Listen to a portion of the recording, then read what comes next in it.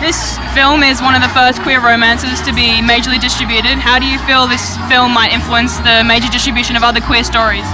Well, I hope that this is a beginning and this is sort of a first step.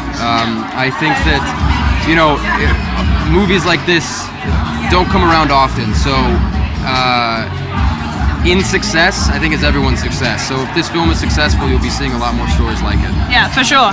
And in 2018, why do you think it's important that young people and young queer people see this film and have access to movies like this? Well, I think that straight audiences and sort of people have been seeing films like this for decades, and so to see a movie that's representative of your experience or sort of a character that you feel you can relate to, I think is important. I think everyone can find something in Simon that they can relate to in some way. Donnie Darko was really good, and then I had a whole other bunch of films when I was younger that I would watch on repeat.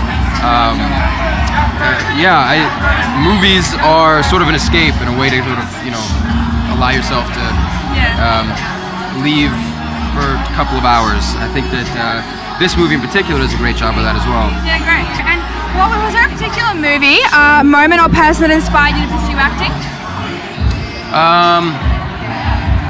I don't know, Raiders of the Lost Ark was pretty good. I remember watching that as a young kid and being like, man, that's like the most epic story of all time. What was it like transitioning from an Australian actor community to the American big Hollywood stars?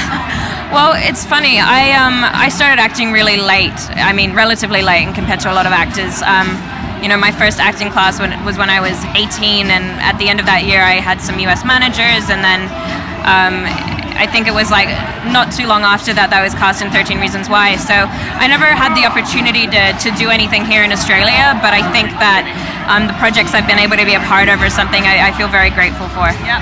And in 2018, why do you think it's important that youth and queer youth audiences have access to films like Love, Simon that are majorly distributed? I think it's always been important, and I was saying this before, is that a film like this has always been needed. It's just the significance of having it out now is that the audience is vocally demanding it. But overall, I think representation as a whole is crucial, whether that's for your sexuality, your gender, your race, and the LGBTQ community have been so underrepresented in film and television as a whole that hopefully this film is a step in the right direction. Awesome. Beautiful. Thank you.